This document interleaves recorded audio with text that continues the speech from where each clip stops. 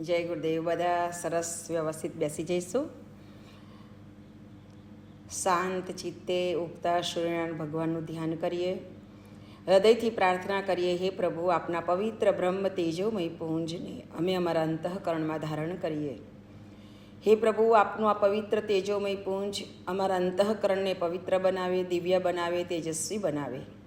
આપના પ્રખર ચૈતન્ય શક્તિ દ્વારા અમારા કણ કણમાં, રોમ રોમમાં એ દિવ્યતા, એ ભવ્યતા સ્થાપિત થાઓ.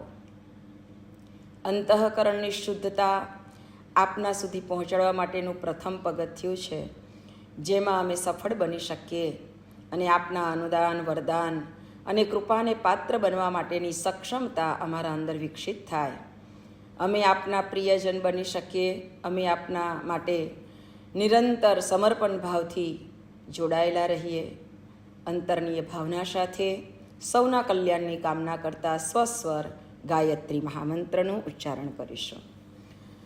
ઓમ ભૂરભુવઃ સ્વઃ તત્સવિતુર્વરેણ્યં ભર્ગો દેવસ્ય ધીમહિ ધિયો યો નઃ પ્રચોદયાત.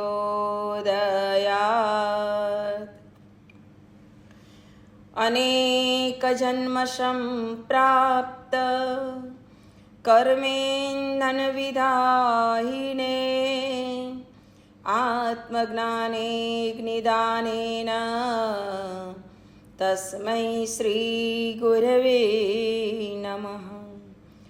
યા દેવી સર્વભૂતેષુ માતૃરૂપેણ સંસ્થિતા નમસ્તસ્यै નમસ્તસ્यै નમસ્તસ્यै નમો નમઃ નમસ્તસ્यै નમો નમઃ. પરમ પૂજ્ય ગુરુદેવ, પરમનીય માતાજી, આદ્યશક્તિ, વેદ માતા, દેવ માતા, વિશ્વ માતા, મા ગાયત્રીના પાવન ચરણ કમલમાં અનંત કોટી દંડવત પ્રણામ સાથે ગુરુદેવ માતાજી મા ગાયત્રીના સૂક્ષ્મ સાનિધ્યમાં સંરક્ષણમાં ઉપસ્થિત તમામ વાલા પરિજન ભાઈ બહેનો, આપ સૌના અંતઃકરણમાં વિરાજમાન પરમ ચૈતન્ય સ્વરૂપ પરમાત્માને મારા કોટી કોટી વંદન. સૌને જય ગુરુદેવ. આજે આપણો, કારણ કે સત્સંગનો સમય છે ને બહુ મહત્ત્વનો છે, એમાં આપણી એક સેકન્ડ પણ ચૂક થઈ જાય તો એ આપણા માટે બહુ ખોટું કહેવાય, એટલે બહુ મોટી ખોટ કહેવાય. જેને એનું મૂલ્ય ખબર છે એને ખબર હોય. તો પરમ પૂજ્ય ગુરુદેવનો એક સંદેશ કાલે મેં વાંચ્યો. ગુરુદેવ કહે છે કે બેટા, એ અસામાન્ય સમય है. આ જે સમય ચાલી રહ્યો છે બહુ અસામાન્ય સમય છે. ऐसा સમય બાર બાર નહીં આતા है. આવો સમય એમ કે વારંવાર આપણને મળવાનો નથી.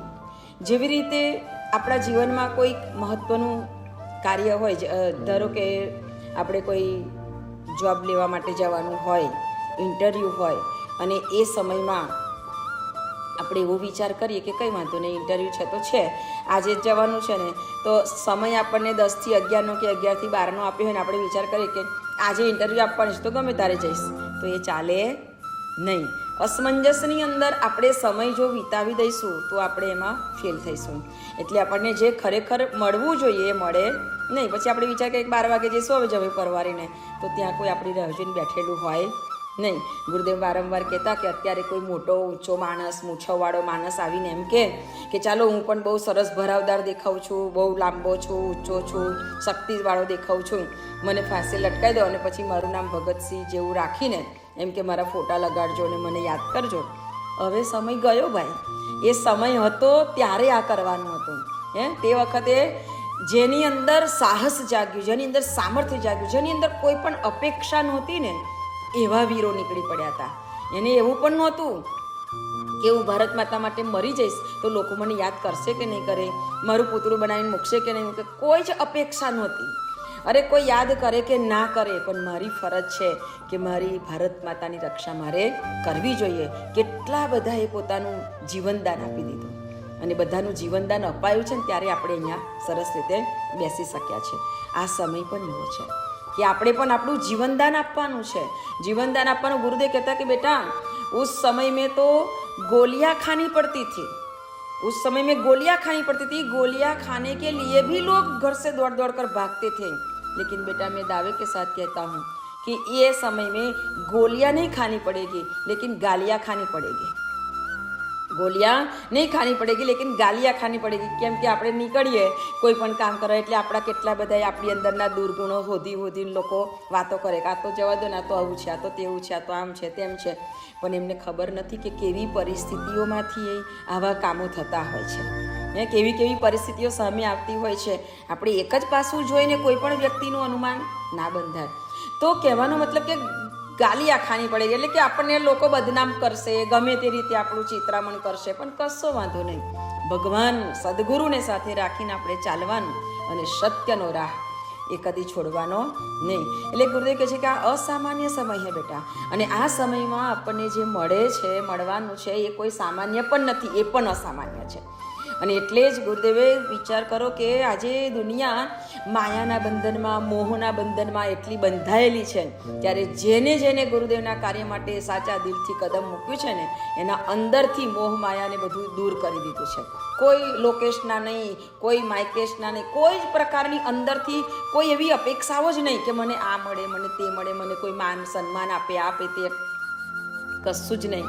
ક્યારેક કોઈ ફૂલનો હાર પહેરાવી જાય તો ક્યારેક કોઈ જૂતાનો હાર પણ પહેરાવી જાય, એવી સ્થિતિ આપણી હોવી જોઈએ. તો બધું જ સ્વીકાર્ય, અને બધું આપણું ક્યાં છે, આ બધું જે કાંઈ મળે છે એ પણ એને લીધે મળે છે, એટલે બધું એને જ અર્પણ કરવાનું છે. તું મને ફૂલ આપે તોય તારું, અને તું મને જૂતો આપે તો પણ તારું. અમે જ્યારે ઝોલા પુસ્તકાલયમાં પહેલાં નીકળતા ડભોઈમાં, તો ઘણા બધા ઘરે જઈએ તો કેવા અનુભવો થતા હતા. તો જ્યારે કોઈ આપણને ગમે તેવું કહી દે ત્યારે મનમાં એવું થાય કે કેવું બોલે છે, એટલી ખબર નથી પડતી કે થોડું ભાન ના હોય એવું આવું ના બોલાય. પણ ત્યારે તરત જ ગુરુદેવ અંદરથી અવાજ કરે કે ના બેટા, આ બધું જ સ્વીકારવાનું છે, આ બધું જ સ્વીકારવાનું છે. એને સ્વીકારીશું એટલે બધું જે મળે એને પ્રેમથી આવકારવાનું છે. મિલે માન અપમાન પથ મેં તુમ્હારે લગે સબ પરમ પ્રિય, બધું જ પરમ પ્રિય લાગવું જોઈએ. માન મળ્યું તોય સરસ, અપમાન મળ્યું તો પણ સરસ. ગુરુદેવ કહેતા કે માનની અપેક્ષા રાખીએ ને તો અપમાન થાય તો દુઃખ થાય, પણ કશું અપેક્ષા જ નહીં રાખવાની કે મને અહીંયા માન મળશે, કે મને અહીંયા સન્માન મળશે, મને સરસ ખુરશીમાં બેસાડશે. કશી જ જરૂર નથી. જ્યાં સાધારણ જગ્યા હોય ત્યાં બેસી જવાનું, એટલે કોઈ માથાકૂટ જ નહીં. તો આવી ભાવના સાથે જ્યારે આપણે કામ કરવા નીકળીએ છીએ ત્યારે આપણને કોઈ દુઃખ થાય નહીં. એટલે ગુરુદેવ કહે છે કે આ સમયમાં આપણી જાતને પણ તૈયાર કરવાની જરૂર છે, અને સાથે સાથે એ રીતે તૈયાર કરીને જ્યારે આપણે નીકળીશું કામ કરવા માટે કોઈ પણ રીતે, ત્યારે આપણને એનો અંતરથી આનંદ પ્રાપ્ત થશે. એટલે ગુરુદેવ કહે છે આ અસામાન્ય સમય એટલા માટે છે કે લાખો ને કરોડો રૂપિયા આપવા છતાં પણ જે અંતરાત્માને આનંદની અનુભૂતિ થાય ને એ નથી થઈ શકતી.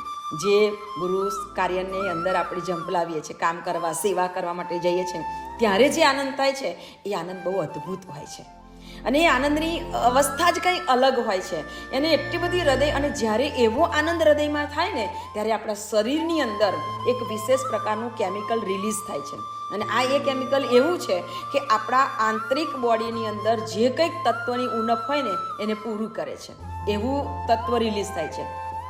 આ તો રિસર્ચ દ્વારા બતાવેલી વાત તમને કહું છું કે ઘણી બધી ઘરની પરિસ્થિતિઓને યાદ કરીને કીધું છે કે જ્યારે કોઈ ઘરમાં રહેતી વ્યક્તિ એકબીજાની સાથે બહુ જ એમ હૂંફથી, ભાવથી, પ્રેમથી રહેવા મળે, કોઈને ખુશ કરી દે અને એને ખુશ કરીને જે આનંદ મળે છે એ આનંદથી એની અંદર આવું કેમિકલ રિલીઝ થાય છે. તો અધ્યાત્મ જગતમાં ઋષિઓ એમ કહે છે કે તમે પરમાર્થ માટે જ્યારે કાર્ય કરો છો કોઈ પણ જાતની અપેક્ષા વગર, ત્યારે એ સમયે જે આપણા શરીરની અંદરથી રસાયણ રિલીઝ થાય છે એ આપણા બોડીને ફિટનેસ આપે છે, આપણા બોડીને તૈયાર કરે છે, સુંદર બનાવે છે, સરસ બનાવે છે. તો એવો આ સમય મળ્યો છે આપણને. ગુરુદેવ કહે છે કે બેટા, ભગવાનના કામ તો આપણે નહીં કરીએ ને તો કાંઈ રહેવાના નથી. જુઓ તાજો દાખલો, ભગવાન રામને જ્યારે રાજાઓએ ના પાડી દીધી કે અમે તો રાવણ જોડે લડવા, અમે મરવું છે તે આવીએ, તારી જાતે શું અત્યારથી એમ કે તારી પત્નીની રક્ષા ના થઈ, અમે તને કોઈ સાથ આપવાના નથી. એમને કેવું સમજ્યું હતું કે આ તો સામાન્ય માણસ છે, એવો સમજ્યા, એટલે કોઈ સાથ ના આપ્યો. તો શું સીતા માતા લંકામાં રહ્યા? ભગવાન રામે કીધું કે તમે સાથ આપો કે ના આપો, મારું તો કામ થઈને જ રહેવાનું છે. વિચાર કરો કે આ શક્ય બની શકે ખરું કે રીછ વાનરોએ ભગવાનને સાથ આપ્યો અને લંકામાંથી સીતા માતાને લઈ આવ્યા, પણ એ શક્ય બન્યું. કહેવાનો મતલબ કે પરમાત્મા જે કરવા ઈચ્છે છે એ શક્ય બનીને જ રહેવાનું છે, સંભવ થઈને જ રહેવાનું છે. પરમ પૂજ્ય ગુરુદેવે કીધું છે કે યુગ બદલેગા, હવે સમય ઓછો છે આપણી પાસે. હવે એવી પરિસ્થિતિઓ નિર્માણ થવા જઈ રહી છે કે એક સાથે સામૂહિક ધડબડાટી બોલાવી દેશે. મહાકાલે પોતાના હાથમાં દોર પકડી લીધી છે અને એક સામાન્ય હજી ભગવાનને દયા આવે છે. ગુરુદેવ કહેતા કે બેટા મુझे દ્વિધ્વંસ કરના અચ્છા નહીં લગતા, એટલે કે મને બધાને મારવાનું સારું લાગતું નથી. જે ભગવાને સૃષ્ટિ બનાવી એ ભગવાન સૃષ્ટિને નાશ કરવા નથી માગતા, એટલે અવસર આપે છે, મોકો આપે છે. એટલે આપણને એક મોકો આપ્યો કોરોનાનો. કોરોના કાળ બતાવીને મહાકાલે મોકો આપ્યો કે આવી પરિસ્થિતિ થઈ જાય તો શું થાય. કેટલા બધા લોકો, હજારોના હજારો લોકો એક સાથે મરવા લાગ્યા. આ તો એક નમૂનો હતો, એક ટ્રેલર હતું. હજી મોટું પિક્ચર તો હવે શરૂ થવા જઈ રહ્યું છે અને એની અંદર ભયંકર લોકો હોમાતા જશે અને બિલકુલ એવી પરિસ્થિતિ આવશે. ગુરુદેવ કહે છે કે એક રાષ્ટ્ર, એક ભાષા, એક વિચાર આખા બ્રહ્માંડની અંદર, એટલે આખા વિશ્વની અંદર થઈ જશે. એક ચલન થઈ જશે. આ મહાકાળની ઘોષણા છે, એ ખાલી જવાની નથી. આપણે આપણા નસીબમાં લખેલું હશે તો આપણે જોઈ શકીશું, નહીં તો જેવી ગુરુદેવની ઈચ્છા. ગુરુદેવને એવું હોય કે ના અત્યારે હવે તમારા શરીર થોડા ડગમગી ગયા છે તો હવે તમને ફરી વખત બધું બતાવીએ, તો પાછા મોકલશે. તે વખતે આપણે નવો યુગ જોવાનો છે અને એ નવા યુગને આપણે માનવાનું છે. પણ મહાકાલને એટલી પ્રાર્થના કરી ગુરુદેવને કે આ બધું યાદ રખાવજો પાછું, કે એટલે અમને ખબર પડે કે કેવું જોયું હતું ને કેવું પરિસ્થિતિ આવી ગઈ છે. આ એક મહત્વનો અવસર છે. આ અવસર ચૂકી જાય એને પછી મૂર્ખ કહેવાય. ગુરુદેવ બહુ સરસ વાત આપણને કરે કે માટે જીવનમાં ક્યારેય પણ એવો અવસર આવે ને તો કદી ચૂકવાનો નહીં. મોકા બહુ જ જવલ્લે મળતા હોય છે, પણ દુનિયાને જોનારી આંખો છે, દુનિયામાં જ જીવનારી આંખો છે, દુનિયામાં જીવનારું મન છે, એ શું કરે? મોકો કોઈએ જાહેરાત આપી દીધી કે ભાઈ ડીમાર્ટની અંદર જાઓ, બાય 1 get 3 ફ્રી, તો ઘેર ગમે તેટલું કામ પડ્યું હોય તો ઢાંકી દે, મૂકી દો ને ભાઈ. હમણાં આપણે 1 બાય કરીને 3 મળતું હોય ફ્રીમાં, તો પહેલાં જઈએ અને પહેલાં બધી વસ્તુ લઈ આવીએ. અને આવું લેવા જાય ને તો ગાડા લોકો તો ના જરૂરનું હોય એ પણ લઈ આવે, ના કામનું હોય તો પણ લઈ આવે કે ફ્રી મળે છે ને લઈ લો.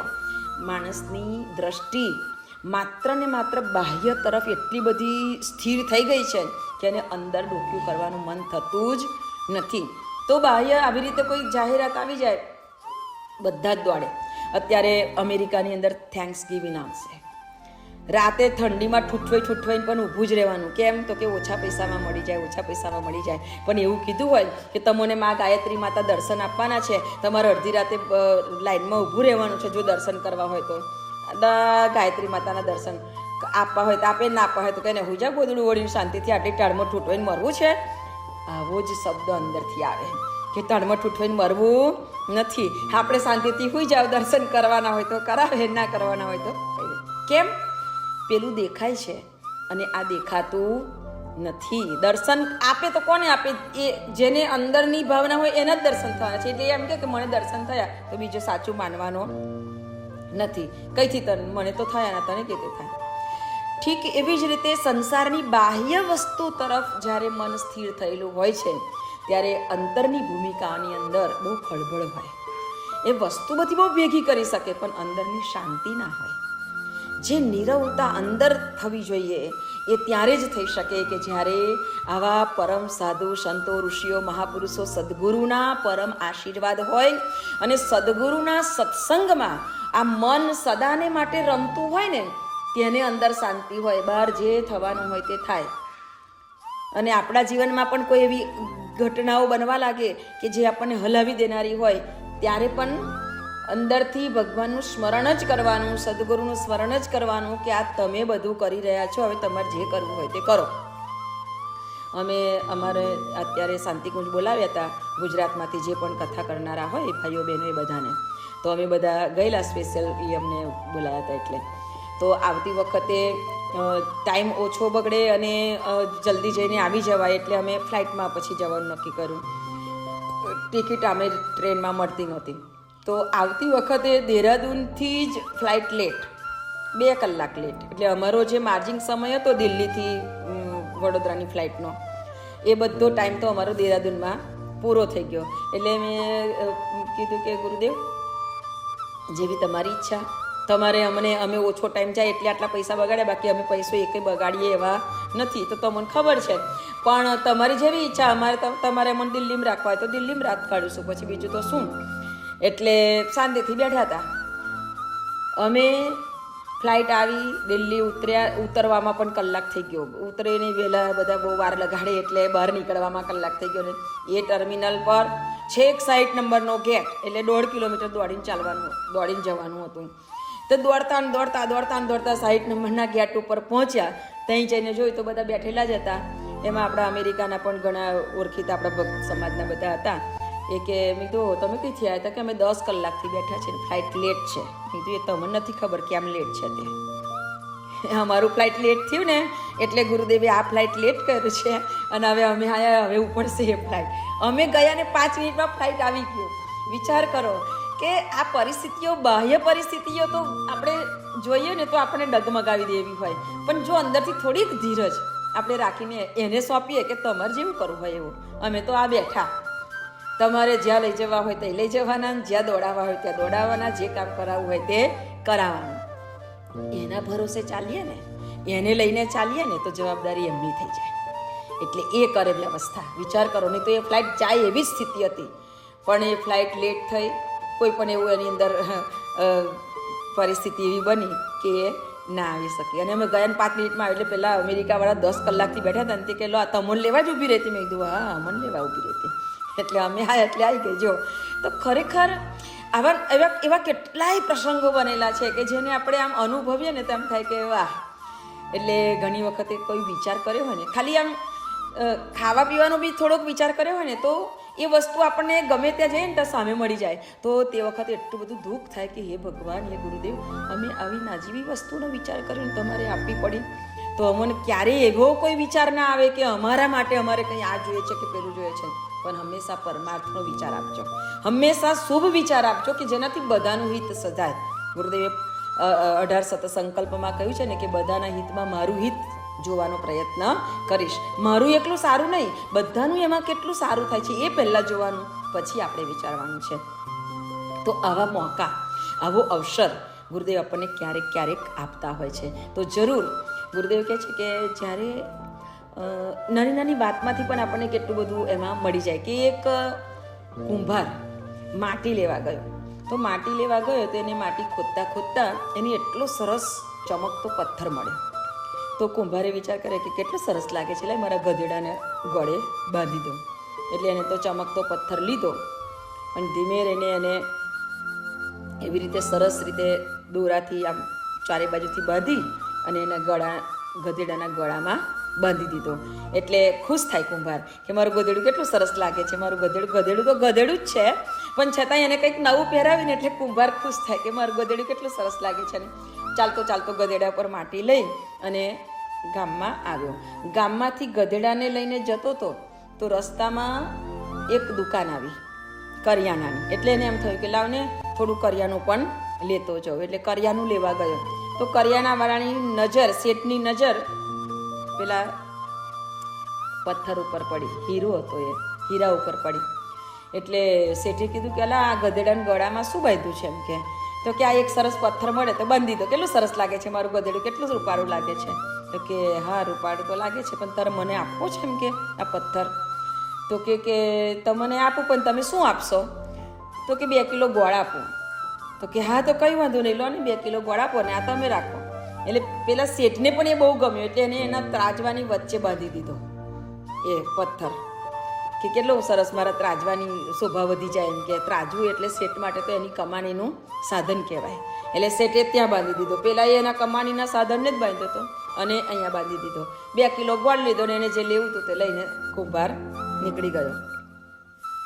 શેઠને ત્યાં એક ઝવેરી વસ્તુ લેવા આવે છે. અને ઝવેરી તો પારખું હોય, એ તો વસ્તુ જોવે ને એને તો ઓળખાઈ જાય. એટલે ઝવેરીએ જોયું કે ઓહો, આ તો આટલો મોંઘો હીરો ને તો ત્રાજવામાં લટકાયો છે એમ કે. એટલે મને લાગે ત્યાં સુધી શેઠને ખબર નથી કે આનું મૂલ્ય શું હોય. એટલે ઝવેરીએ શેઠને કીધું કે અલા આ સરસ ચમકતો પથ્થર છે એમ કે તે તો ખરો ત્રાજવામાં બાંધ્યો છે ને શેઠજી તમે તો કહેવા પડે એમ. તો કે હા જો મારું ત્રાજવું કેટલું સરસ લાગે છે એમ કે મને બહુ મજા આવે છે એને લીધે એમ કે ત્રાજવામાં માપ કરવાની ને એવું એમ એની શોભા કેટલી સરસ લાગે. એટલે ઝવેરીએ કીધું કે આપો છે મને એમ કે. તો કે પણ મેં તો 2 કિલો ગોળમાં લીધો છે એટલે હું તમને આપું ને 2 કિલો ગોળ 100 રૂપિયાનો થાય એટલે તમને આપું ને તો હું 200 રૂપિયામાં આપું એમને આપું નહીં. મને ફાયદો તો થવો જોઈએ. તો વાણિયો હતો, વાણિયો કોઈ દિવસ છેતરાય નહીં. એટલે કે 200 રૂપિયા ડબલ કમાવના ત્યાં સુધી એને ચેન પડે નહીં. એટલે કે 200 રૂપિયામાં આપું. એને તો ચોખ્ખું જ કહી દીધું. એટલે પેલો ઝવેરી કે હું 200 રૂપિયા આવે 150માં આપ એમ કે 200 રૂપિયા તો હોતા હશે એમ કે તે 100માં લીધો ને તો સીધો 200 કરી દે. તો કે હા 200માં 1 રૂપિયો ઓછો કરું નહીં, તમારે લઈ જવો હોય તો લઈ જાઓ. શેઠને એમ હતું કે ચાલો સોદો કેટલો સરસ પથરામાંથી 100 રૂપિયા વધારાના કમાવાના મળશે. પણ ઝવેરીએ રકઝક કરી કે ના એમ કે 150માં આપ 150માં આપ. શેઠ 1નો 2 ના થયો. તો ઝવેરી કે કંઈ વાંધો નહીં. ઝવેરીએ વિચાર કર્યો કે કાલે પાછો આવીશ. એટલે ઝવેરી એનો સામાન લઈને નીકળી ગયો. સાંજ પડવા આવી ને તો બીજો ઝવેરી આવ્યો. બીજા ઝવેરીએ એ જોયું તો કે ઓહો કરોડોનો હીરો અને ત્રાજવામાં લટકે એમ કે આ શેઠજીને કાંઈ ખબર નથી. એટલે ઝવેરીએ એનો સામાન બધો કઢાયો અને પછી બેઠા અને શેઠજીને પૂછ્યું કે શેઠજી આ સરસ પથ્થર તમે ક્યાંથી લઈ આવ્યા એમ કે. તો કે આ ગધેડાવાળા જોડે હતો, ગધેડાને બાંધેલો હતો તો એની જોડેથી મેં લીધો. કેટલામાં લીધો? તો કે 2 કિલો ગોળ આપ્યો. એમ સરસ છે, બહુ સરસ છે, મને બહુ ગમે છે કે મને વેચો. તો કે હા વેચો ને તમે કેટલા આપો? હું તો 200થી 1 રૂપિયો ઓછો લેવાનો નથી. 200 રૂપિયા? તો કે હા કંઈ વાંધો નહીં લાવો 1 રૂપિયો ઓછો નથી લેવાનો. તો 200 રૂપિયા આપી દીધા અને ઝવેરી કરોડોનો હીરો લઈ ગયો. બીજા દિવસે પેલો આવ્યો કે લઈ જવા દે. એટલે આવીને જોયું તો ત્રાજવા ઉપર કશું નહોતું. એટલે ઝવેરીએ પેલા શેઠજીને પૂછ્યું કઈ ગયો એમ કે આ પથ્થર? તો કે એ તો જેને લેવાનો હતો તે લઈ ગયો. કે લઈ ગયો? તો કે હા કેટલામાં આપ્યો? તો કે 200 રૂપિયા. મેં તને નહોતું કીધું 1 રૂપિયો ઓછો નહીં કરું? તું ના લઈ ગયો તો બીજો લઈ ગયો. તો ઘરાક અમારે તો આવે છે એમ કે અમારે તો કોઈ વસ્તુની ચિંતા જ નહીં, બધું જ વેચાઈ જાય ને અમે કહીએ ને એ ભાવમાં વેચાઈ જાય. એટલે પેલો તો માથે હાથ મૂકીને એના તો આંખમાં પાણી આવી ગયું, જળજરી આવી ગયા, આમ દળ પડવા માંડ્યા. એટલે શેઠજી કે તમને હેનું પેટમાં દુખે છે? મને વધારે કમાવાનું મળ્યું એટલે એમ કે એમાં તમે હું કેમ રડો છો? તો કે હું રડતો એટલા માટે રડું છું કે તને 200 રૂપિયા મળ્યા એટલે નથી રડતો, પણ હું કેટલો મોટો મૂરખ છું અને તમે કેટલા મૂરખ છો. તો કે કેમ હું હેનો મૂરખ છું? તો કે આ તો કરોડોનો હીરો હતો એમ કે આટલા 200 રૂપિયામાં વેચાતો હશે. તો કે હું તો મૂરખ હતો કે મને ખબર નહોતી, એની મૂલ્ય ખબર નહોતું, પણ તને તો મૂલ્ય ખબર હતું ને તોય તે 50 રૂપિયા સારું કરોડોનો હીરો જવા દીધો. મારથી મોટો મૂરખ તું છે, મારથી મોટો મૂરખ તું છે. હવે રડ્યા કરે એમ કે. પરમ પૂજ્ય ગુરુદેવ કહે છે કે બેટા જ્યાં સુધી ખબર નહોતી ને ત્યાં સુધી તમે કશું ના કર્યું તો કંઈ વાંધો નહીં, પણ ખબર પડ્યા પછી પણ જો તમે કશું ના કરો તો આપણા જેટલો મોટો મૂરખ કોઈ નહીં. એટલે ગુરુદેવે આજે જેટલા પણ પરિજન ભાઈ બહેનો બેઠા છે અને જેટલા પણ આ સાંભળવાના છે એ બધાના સુધી ગુરુદેવ સંદેશ મોકલી રહ્યા છે. માધ્યમ આ પૂતળાને બનાવ્યું છે પણ બધાના સુધી ગુરુદેવ સંદેશ મોકલી રહ્યા છે કે આ અસામાન્ય સમય છે, કામ કરવામાં લાગી જજો, પરમાર્થના કાર્યમાં જોડાઈ જશો તો મારો નાથ તમારો હાથ પકડીને તમને ઉપર ખેંચી લેવાનો છે. એ તો 100%, કારણ કે गुरुदेव आश्वासन आप्યું છે बेटा मैंने इतनी तप साधना की है, क्यों की है? मैं मेरे बच्चों को बचाऊंगा, मेरे लिए जो जिसने कुछ भी काम किया है मैं उनको बचाऊंगा. આ ગુરુદેવના શબ્દ છે અને ગુરુદેવે આટલું બધું આશ્વાસન આપ્યું હોય સ્વયં તો એના ક્યારેય ન ગણ્યું ના કરીએ, આપણે આ સાંભળ્યું ના કરીએ, પણ આપણે ગુરુદેવના સાચા અર્થમાં બાળક બનીને જીવીએ. શિષ્ય નહીં, શિષ્ય બનવામાં તો બહુ બધી તકલીફો છે પણ બાળક જ બનવાનું. હું તમારું બાળક છું, બાળક બનીએ ને તો જેમ મા બાપ બાળકને સાચવે ને એમ આપણને સાચવે. આપણી ભૂલોય થતી હોય પણ ભૂલોને પછી એ જ સુધારે, બેટા આવું નહીં, આવું કરવાનું, આવું નહીં, આવું કરવાનું, એ સુધારે, એ આપણને સાચવે અને એ આપણને આગળ વધારે. તો ગુરુદેવ આપણા બધાને આવા શ્રેષ્ઠ રાહ તરફ ચલાવે અને ખરેખર આ યુગ પરિવર્તનની મહાન ક્ષણોમાં આપણું જે સૌભાગ્ય છે એને વધારે ને વધારે પ્રખર બનાવે, આપણું જે કર્તવ્ય છે એ પ્રત્યે આપણને જાગૃત કરે અને સતત જાગૃત આત્મા બની અને ગુરુના કાર્યને ખૂબ વેગ આપી શકીએ, ખૂબ વેગ આપી શકીએ. એ જ આપણા અંતઃકરણની અંદરની ભાવનાઓ સદાય સ્થિર બને એવી પરમ પૂજ્ય ગુરુદેવ માતાજી મા ગાયત્રીના ચરણમાં પ્રાર્થના કરીએ છીએ કે અમે તો અબોધ અજ્ઞાની છીએ, પરંતુ વારે વારે વારે વારે અમને ટોકતા રહેજો, ઉઠાવતા રહેજો, જગાડતા રહેજો અને ચલાવતા રહેજો. મારા નાથ, અમે તમારા બાળક બનીને રહીએ અને તમે અમારું સદાય રક્ષણ કરો, એ ભાવના સાથે આજના વાણી પુષ્પને સદગુરુ ચરણમાં અર્પણ કરીએ છીએ. સૌને જય ગુરુદેવ.